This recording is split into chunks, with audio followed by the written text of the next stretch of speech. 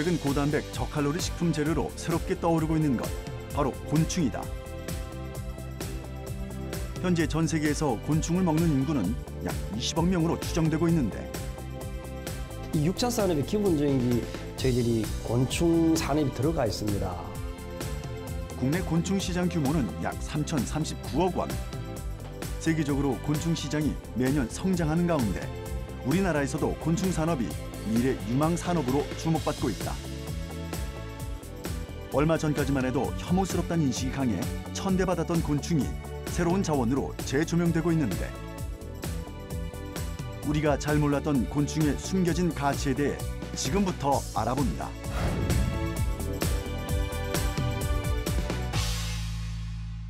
곤충을 식품이나 사료, 화장품 원료 등으로 사용하는 곤충 산업이 농촌의 새로운 소득원으로 부상하고 있습니다.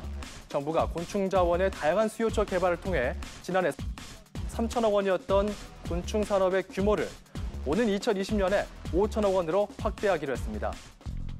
농림축산식품부의 통계에 따르면 국내 곤충 산업의 시장 규모는 지난 2011년에 1,680억 원이었던 것이 2015년엔 3,039억 원으로 늘었고 2020년엔 5,363억 원 규모로 급성장할 것으로 예상된다. 곤충을 기르는 농장 역시 폭발적으로 늘어나고 있는데 지난 2012년에 383곳이던 곤충 사육 농장은 2015년엔 724곳으로 늘었으며 지난해엔 1,261곳으로 4년 만에 3배나 늘었다. 곤충 시장이 형성됐다는 게 그렇게 길지가 않습니다. 약 한 10여 년 전서부터 시작됐다고 보면 맞을 것 같은데요. 2010년도 정도만 해도 불과 약 한 1,000억 원대? 그러다가 2015년도에 와서는 그 규모가 한 3,000억 원대로 늘어났는데 앞으로도 계속 지속적인 발전을 가져올 수 있다고 보고 있습니다. 최근 늘어나고 있는 곤충 농가 중 한 곳을 찾아 나섰다.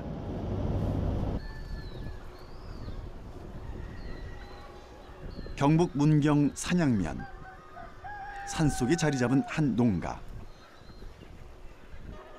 그런데 농가에서 가장 먼저 볼 수 있었던 건 곤충이 아니라 바로 닭들이었는데 혹시 잘못 찾아온 건 아닐까 의심이 들었다. 바로 그때 닭의 모이를 챙기기 위해 나온 농장 주인을 만날 수 있었다. 한눈에 보기에도 꽤 많은 수의 닭들. 다른 농가와 달리 닭들은 산 여기저기를 자유로이 오가며 주인이 주는 먹이를 받아 먹었는데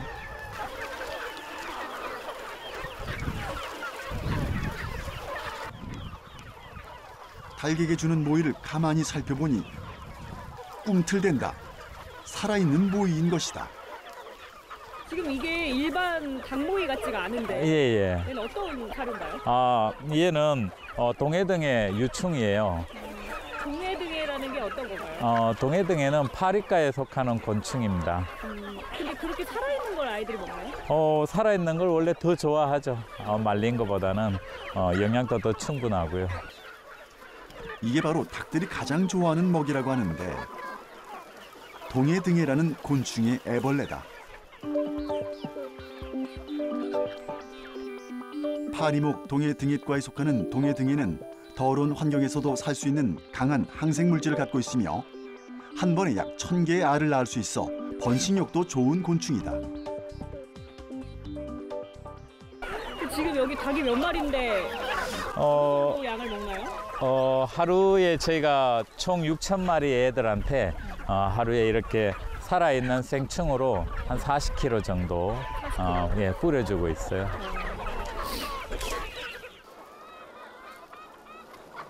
삼 년 전부터 예전에 주던 발효 사료를 끊고 동해등의 애벌레를 닭들의 먹이로 주기 시작했다는 엄재성 씨. 동해등해를 먹게 된 닭들은 예전에 비해 각종 질병에서 훨씬 자유로워졌다고 한다. 처음에는 키우고 나서 질병도 오고 호흡기도 걸리고 했었어요, 애들이. 근데 그 얘네를 먹고 난 뒤부터는 뭐 집단 폐사하거나 호흡기 병이 오거나 하는 게 거의 드뭅니다. 이 농가 닭들의 건강의 비밀은 바로 살아있는 동해등이를 먹이로 쓴다는 것. 엄지성 씨는 닭 사육을 위해 직접 동해등이를 키우고 있다.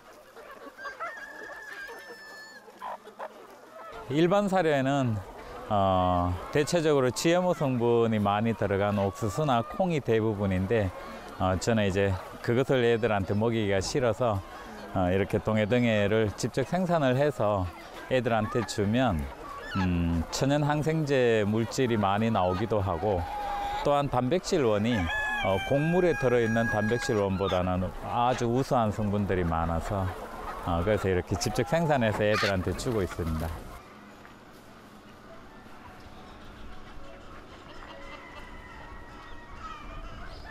농가 안쪽에는 동해등이를 키우는 곤충 사육시설이 마련돼 있었는데 엄재성 씨를 따라 함께 들어가 봤다.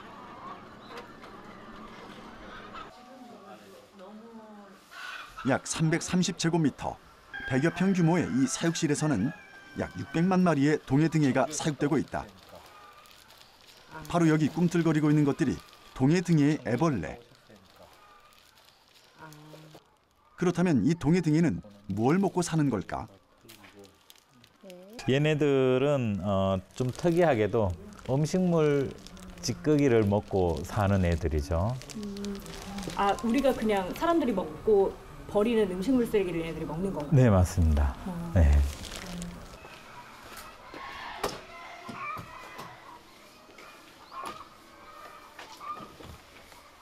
수백만 마리의 동해등해를 사육하기 위해서는 엄청난 양의 음식물 쓰레기가 필요하다.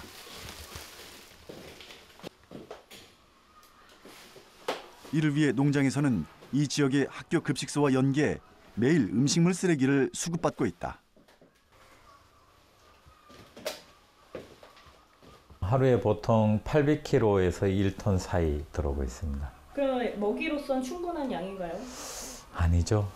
얘네가 원래 다 먹을 수 있는 키로는 하루에 1.5톤 정도가 들어오면 충분히 먹고 조금 남는 정도예요.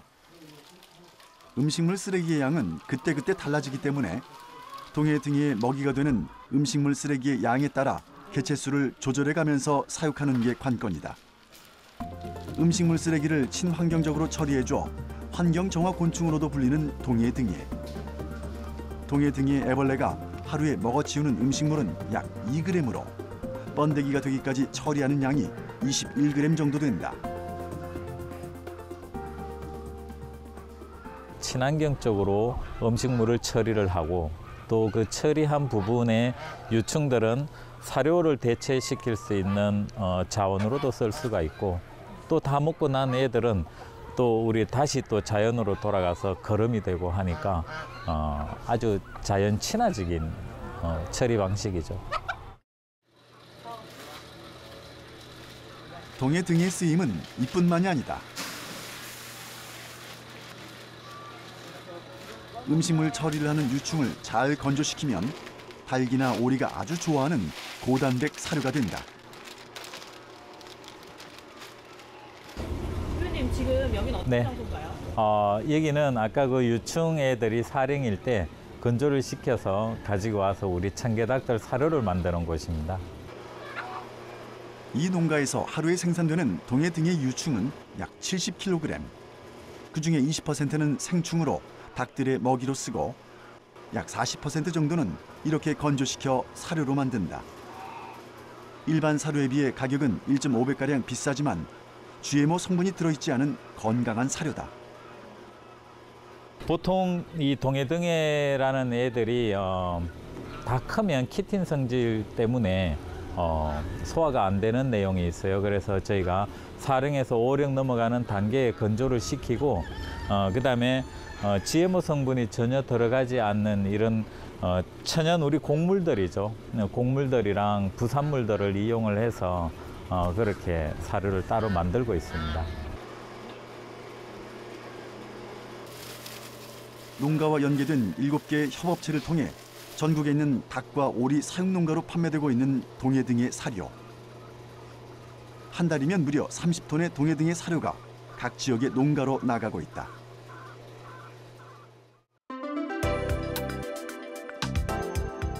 동해등에는 시기별로 그 활용도가 조금씩 달라진다. 가장 쓰임새가 좋은 건 역시 음식물 쓰레기를 처리하고 사료로도 만들어지는 유충이다. 하지만 같은 유충이어도 태어난 일수에 따라 크기와 색깔이 다르고 쓰임도 다르다.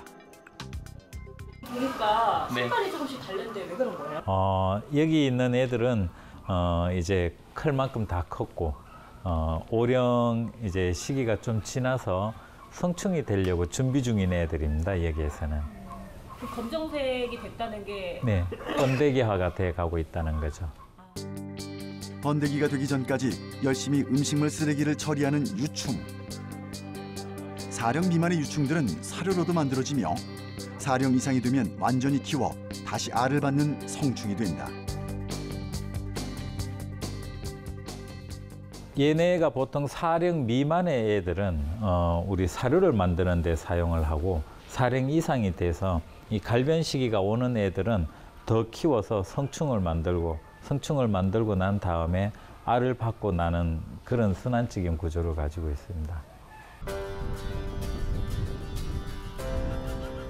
닭과 반려견들의 사료와 보충제로 또 유기농 퇴비나 연료의 소재로 쓰이는 버릴 게 하나도 없는 착한 곤충.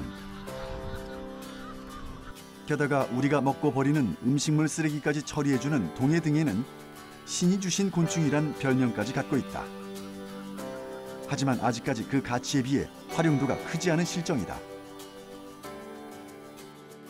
아직까지 동해등해를 곤충으로 봤을 때 동해등해를 키울 수 있는 사육장이 다른 곤충들보다 비용이 많이 듭니다. 가령 지금 간단하게만 키운다고 해도 비용적으로 뭐 억 단위가 들어가야 되고 또한 음식물을 수급해오는 과정 이것이 제일 어려운 난관이죠.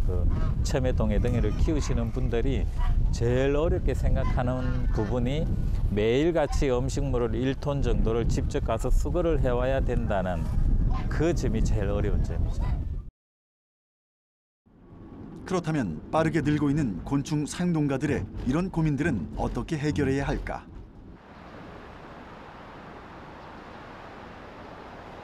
충북 청주에 있는 곤충자원연구소를 찾았다.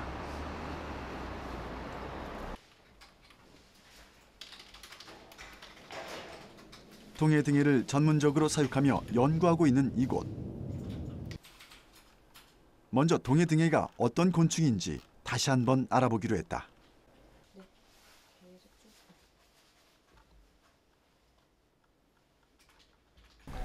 동해등해라는 곤충은 저희가 이제 환경 정화 곤충, 요 근래에는 이제 사료 곤충으로 이제 상당히 이제 각광을 받고 있는 곤충이다 보니까 이제 유기물을 활용해서 동해등해를 효율적으로 이제 사육을 하고 나오는 이제 부산물들을 가지고 저희가 퇴비랑 사료 그리고 이제 오일 생산을 이제 하고 있습니다.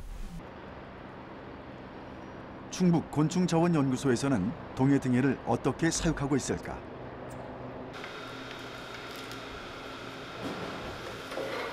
이곳이 바로 동해등해를 전문적으로 사육하는 곳이라고 하는데 우리가 알고 있는 사육장의 모습과는 조금 달라 보인다. 이 동해등해 사육기 안에서는 이 동해등해 애벌레가 살 수 있는 그런 온도와 습도를 이제 일률적으로 이제 365일 맞춰줘서 이제 생산성을 좀 더 앞당기는 그런 사육 설비라고 이제 보시면 될 것 같습니다. 계절에 상관없이 동해등해를 전문적으로 사육할 수 있는 전용 사육시설. 좁은 공간에서 높은 생산성을 낼 수 있게 설계됐다. 서랍처럼 생긴 이 사육기 한 대에서 처리할 수 있는 음식물의 양이 생각보다도 많다. 한 대의 음식물이 하루에 약 50kg에서 80kg 정도 이제 들어간다 보시면 되고 생산되는 게 한 달에 한 100kg 정도 유충이. 사육기 안에선 동해등해가 잘 자라고 있을까? 건강하게 꿈틀대며 존재감을 과시하는 녀석들. 이제 동해등해가 이제 실질적으로 유기물을 처리하고 그리고 이제 다 큰 다음에 동물 사료로 쓰는 이 동해등해 애벌레가 이제 이런 하얀 것들이고요. 그리고 이제 다 큰 이제 노숙 유충이라고 보시면 될 것 같습니다. 이 기간 때 조금만 더 지나면 번데기가 돼서 이제 성충이 되는 그런 과정을 거치고 저희는 보통 2단계에서 다 전부 세척하고 건조해서 사료로 이제 쓰이게 됩니다. 음식물 쓰레기 자원화 시설에서 공급받아 만드는 동해 등의 전용 먹이. 이곳에선 하루에 최소 500에서 800kg의 음식물로 만들어진 습식 사료가 처리된다. 보통 하루에 한 번씩 먹이를 이렇게 지속적으로 매일매일 주고요. 얘들이 매일매일 먹이를 잘 먹어야지 이런 생산성이 향상이 되거든요. 그래서 하루에 여기서 처리되는 이 지금 회색 케이지 기준으로 해서 하루에 한 3kg에서 4kg 정도씩 매일매일 공급이 된다고 보시면 될 것 같습니다. 음식물이 주 먹이원인 동해 등에 이곳에서 실험한 결과 동해 등의 약충 약 1.5kg을 넣은 상자의 송어 슬러지, 회사 송어, 염장 배추는 24시간 만에 다 사라졌다. 365일 동해등이를 사육할 수 있는 기기에서는 매일 동해등이가 태어나고 자라는 과정을 확인할 수 있다. 이 동해등의 산란장에서 이제 가져온 이 애벌레 알입니다. 동해등의 알. 이 알을 가지고 이제 밑에 유기물을 깔아놓고 이 알들이 부화되면 바로 먹이 활동을 할 수 있게 만들어 놓은 이제 부화 배지라고 보시면 될 것 같아요. 얘가 얼마 정도 있다가 유충이 한 3일에서 4일 정도 되면은 이제 부화돼서 밑에 있는 유기물을 먹고 이제 새끼 때 크게 되는 거죠.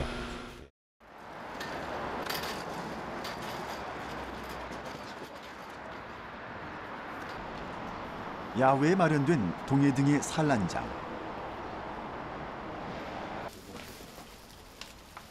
동해 등의 생애 주기는 약 45일로 비교적 짧은 주기지만 성충 한 마리가 약 1000개의 알을 산란할 정도로 종자 확장성과 생산성이 높은 편이다.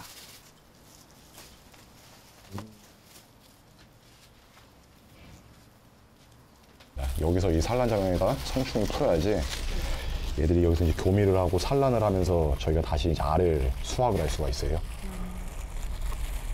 가장 동해 등에 사육하는데 어떻게 보면 핵심적인 일입니다. 저희가 돼지나 닭을 키울 때 종자, 종돈, 종개를 생산하듯이 가장 중요한 작업이라고 보시면 될 것 같아요. 성충들은 일주일 동안 산란장에서 활동을 하며 교미를 하고 3, 4일 후 알을 낳은 뒤 바로 죽는다. 밑에 보시면 이게 지금 다 산란한 알입니다.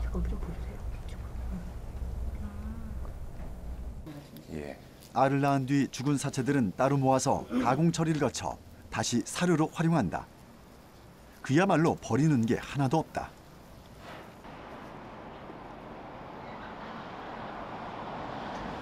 연구소에서는 동해 등의 전문 생산을 위해 가금류의 시험 사육도 함께하고 있다. 동해 등의 유충으로 만든 사료의 질을 연구하기 위한 것이다.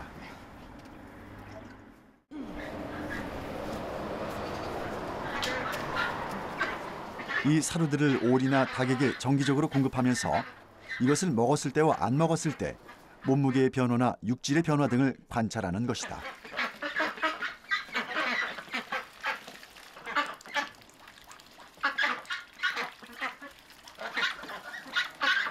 일단 오리 같은 경우에는 저희가 보통 40여일을 키워서 그 다음에 도축을 하거든요. 근데 그 40여일 되는 그 마지막 도축하는 날에 정해진 그 몸무게 킬로그램이 있습니다. 근데 그거보다 지금 그 상한선의 그 킬로그램을 40여일보다 더 빨리, 그러니까 더 성장이 빠른 거죠. 그러니까 이 오리 사육에서도 성장이 빠르다는 건 결국 생산성이고 그런 부분에 상당히 지금 강점이 나오고 있고, 그리고 육질 자체가 좀 더 이제 부드러운, 쉽게 얘기하면은 사람이 먹기 좋게 부드러운 이제 그런 육질들을 가지고 있어요. 항균, 항생 성분이 뛰어나고 고단백질인 동해 등에는 이미 다양한 제품으로 만들어져 시중에서 판매되고 있다. 건조된 동해 등의 분말로 만든 반려동물 영양제나 오일, 사료의 수요자도 꾸준히 늘고 있다. 농업에서 활용할 수 있는 하나의 그런 큰 축이 될 수 있을 거라고 생각이 들어요. 그래서 요새 유행하는 한 가지 농업, 작물만 해서는 사실 소득이라든지 그런 생계에 어려움이 있으니까 뭔가 융복합하는 그런 농업들이 상당히 각광받고 있는데 뭐 6차 산업, 4차 산업도 마찬가지고요. 그런 부분에서 이 곤충을 활용한 동해등해를 활용한 그런 복합 영농이 상당히 또 이제 좀 가치가 있다고 생각이 듭니다. 또 다른 곤충 사육 농가를 찾아가 보았다.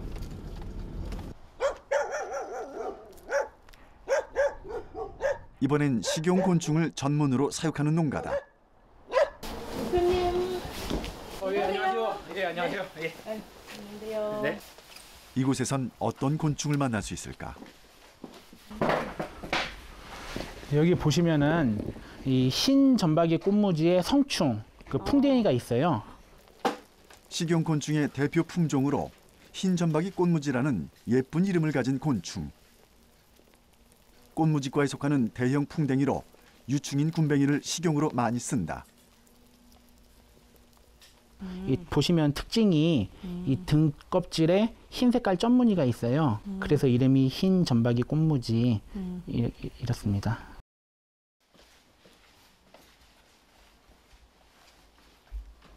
알에서 막 태어난 사이즈고요. 이건 아직 알이에요. 하얀 거는. 이게 알. 이게 막 태어난 1형 사이즈의 군뱅이고요. 여긴 아직 이게 다 큰 겁니다. 이렇게. 이게 군뱅이 알입니다. 군뱅이 알. 부화한 뒤 제1회 탈피까지의 기간을 1년이라고 하는데 지금 보는 게 1년 군뱅이다.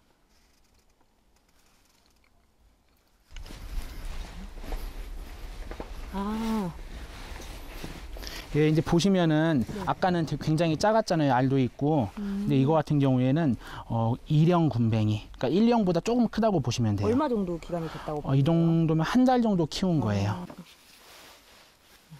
이번엔 부화한 지 한 달 정도 된 2령 군뱅이다. 좀 더 키운 게 있어요. 네. 이건 한 3달 가까이 키운 건데 네. 이건 다 큰 거예요. 이 정도면. 아, 다 컸기 때문에 이제 이 정도면은 식용으로 소비가 됩니다. 여기서 더 키우면은 풍뎅이가 돼버려요. 아까 처음에 보신 그 풍뎅이가 되기 때문에. 예. 석 달 정도 키우면 식용으로 쓰이게 되는데 최근엔 건강식품으로 또 각종 요리의 재료로 많이 활용되고 있다.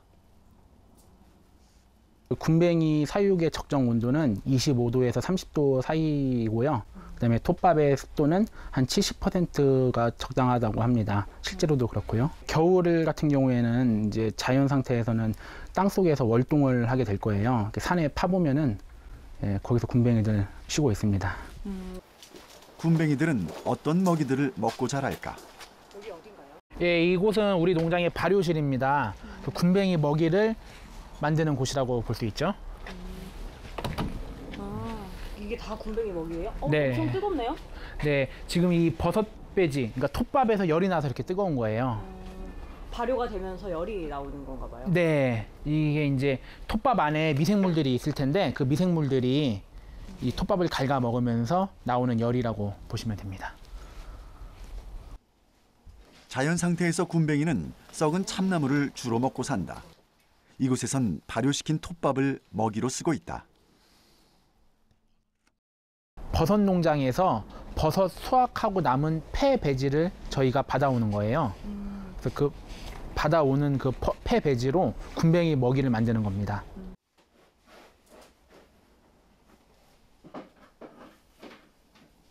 사육실에는 약 1,500개의 상자가 있는데 이곳이 바로 군뱅이들의 집이다.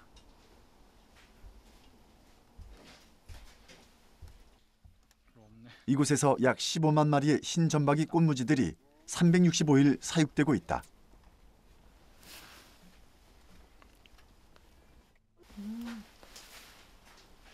사육실 한켠에는 흰 점박이 꽃무지들이 산란을 하는 장소가 따로 마련돼 있는데 보통 열흘 간격으로 알을 받고 있다.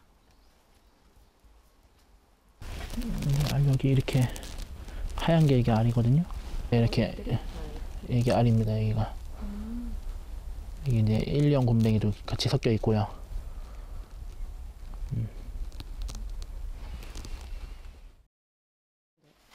이곳에서도 성충은 잘 키워 종자용으로 사용한다. 성충들의 먹이로는 단맛이 있고 영양이 좋은 과일들을 주로 주는데 여기에선 바나나를 먹이로 쓴다. 성충들은 하루에 약 100여 개의 알을 낳으며 열을 생산량으로 치면 약 50kg 정도다.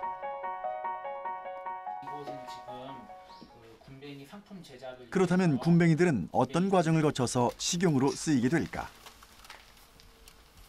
이 작업은 건조 군뱅이 제작을 위해서 약 3일 동안 군뱅이 몸속에 있는 톱밥이라든지 배설물을 배설시키는 절식 과정입니다. 군뱅이 체내에 있는 톱밥이나 배설물을 빼내기 위해 가장 먼저 절식 과정을 거친다.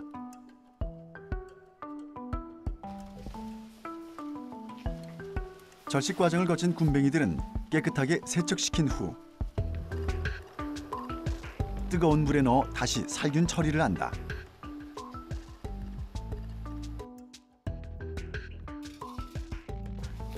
마지막으로 55도씨의 건조기 안에서 12시간 정도 건조시키면 완성. 지금 종류가 엄청 많네요. 네, 이게 아까 군뱅이 건조기에 돌리고 나온 직후의 모습이에요. 살아있는 군뱅이 1kg을 말리면 약 200g의 건조 군뱅이가 나온다. 드셔보세요.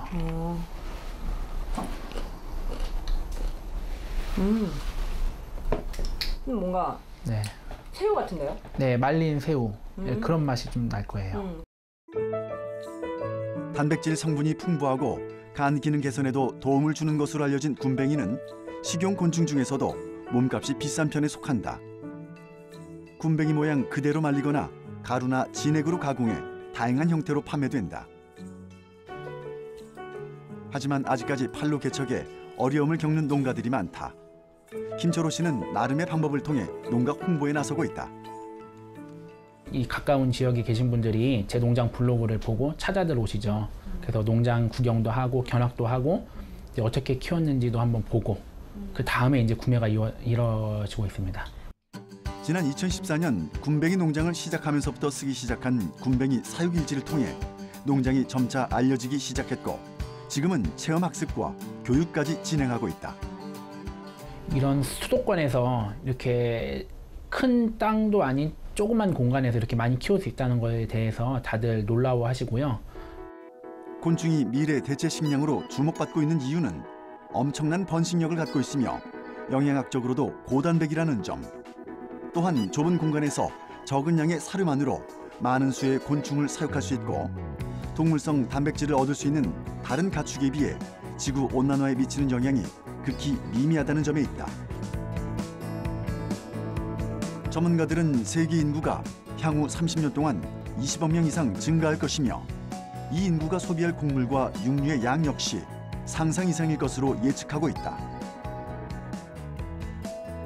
지금 전 세계가 곤충 산업에 특히 주목하고 있는 이유다. 과거 혐오스럽다는 이유로 천대받았던 곤충이 빠르게 미래 식량 자원으로 전환되고 있다.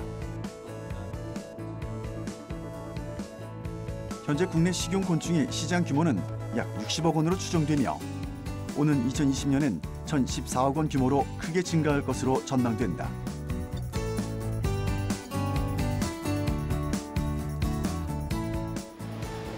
대구광역시에 있는 한국곤충산업연구개발원.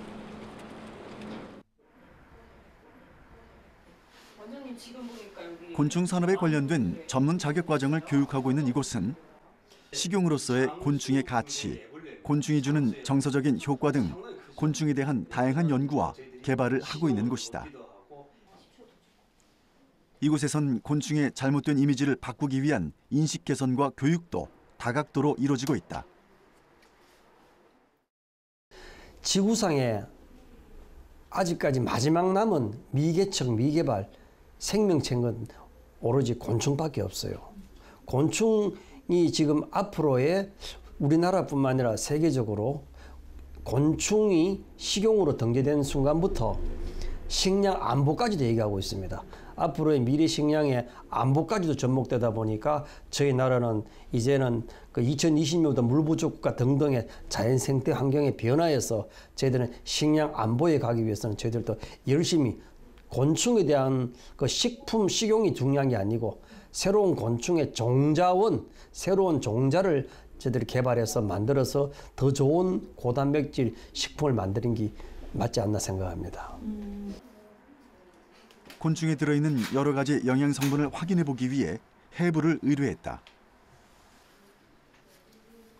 지금 해부하고 있는 곤충은 장수풍뎅이의 애벌레다. 자, 이렇게 나오면은 보시면은 이 안에 지금 많은 물질이 많이 나오고 있습니다. 그 중에 한번 보면은 그 하얀 나중에 단백질 원이라고 아마 물질이 나올 거예요. 그 흰 부분은 이제 섬유질 얘기 주로 많이 합니다. 단백질 원이라든지 곤충이 고단백질을 만들어 하는데 바로 이런 게 있죠. 그러면서 저희들이 그 몇 가지 흰 부분 중에서도 안에 내장, 그 수중간이라든지 이런 거 많이 보면서 이 다음에 얘들 DNA까지도 우리가 종자, 얘들 어떤 생명체, 어떤 종자도 될 수 있다고 하는 걸 검증할 수 있는 해부하게 되겠죠. 네, 바깥에는 외피가 있어서 흰기 잘 안 보였어요. 그러나 외피의 피지를 삐끼면은 이제 단백질 원이라고 하는 하얀 부분이 많이 나올 거예요. 엄청 많네요. 네, 이게 많아서 건강하다고 보시면 됩니다. 애벌레의 몸 대부분을 차지하고 있는 흰 부분이 단백질원이 많은 섬유질이다. 해부를 해서 알 수 있는 거는 단백질원을 좀 많이 볼 수 있고요. 그런 내장을 보면서 얘들이 먹이원이 어떤 불순물이 있나, 건강하냐, 건강하지 않느냐, 또 우리 곤충에서 많이 나오는 보이지 않는 병균이 있습니다. 균이 있나 없나. 또 이 저희들이 건강한 식품이 되기 위해서는 청결 문제. 얘들은 소화기관이 많기 때문에 전반적인 걸 다 이렇게 해부하고서 알 수 있죠. 지금까지는 쥐가 임상실험의 주 대상이 됐다면 앞으로는 곤충이 식용이나 의학실험에 활용될 예정. 또 해부 후 박제를 해서 교육용 표본으로 이용하기도 한다.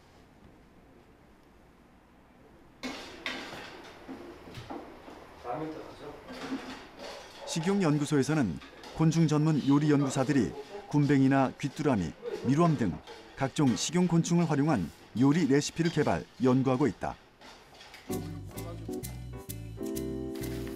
갈색 저고리 애벌레는 고소한 라면 과자로, 흰 점박이 꽃무지 굼벵이는 밀가루 반죽과 튀김가루에 묻혀 튀겨내면 꽃뱅이 탕수육으로 변신.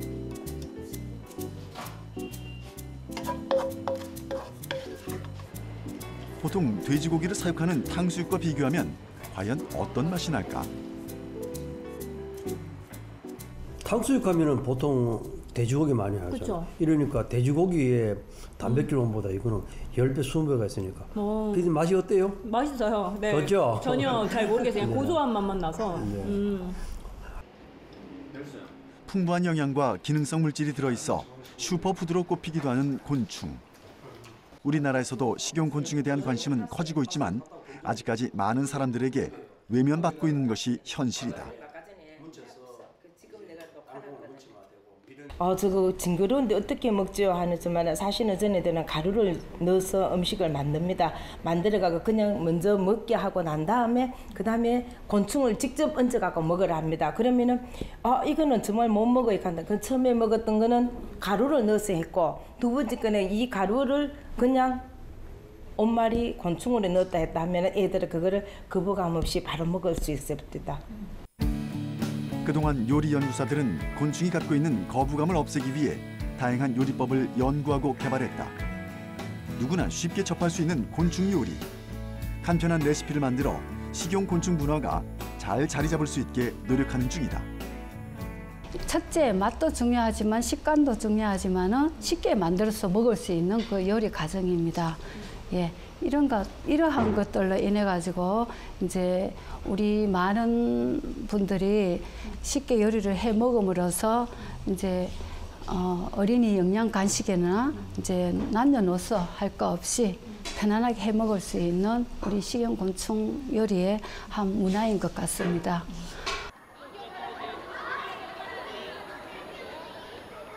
곤충은 아이들에겐 좋은 교육의 도구다. 선생님 한 컵도 올려야 돼요. 그래 맞아 안 컷이 있어요. 경기도 시흥에 있는 한 초등학교에선 교과 학습 중에 곤충 체험 수업을 넣어 아이들이 직접 곤충에 대해 느끼고 알아갈 수 있게 하고 있다. 일주일 동안 키운 거 아니에요? 일주일은 더 됐어요. 키워보니까 어때요? 친구가 된 것 같아요. 안 무서워요? 네. 귀뚜라미를 키우고 관찰하는 것은 아이들의 심리에도 좋은 영향을 준다. 실제로 반려동물 돌보기처럼 곤충을 키우고 돌보는 활동이 정서적 안정에 긍정적으로 작용한다는 연구 결과도 있다. 오늘 귀뚜라미랑 보니까 어땠어요? 귀뚜라미 징그러웠어요. 징그러웠어요? 다음 주에 귀뚜라미 가져가서 키워야 되는데 어때요? 그래도 뭐 가져가서 키워야죠. 귀뚜라미 보고 수업하니까 어땠어요? 재밌었어요. 재밌었어요? 뭐가 제일 재밌었어요? 귀뚜라미 본 거요. 안 무서웠어요? 네. 곤충 수업 시간에 아이들은 귀뚜라미 소리를 들어보고 그 소리가 마음에 어떤 영향을 주는지 직접 써보는 시간을 가졌다. 이 시간을 통해 아이들은 자신의 감정을 소중히 되새겨보는 법을 터득하고 있다.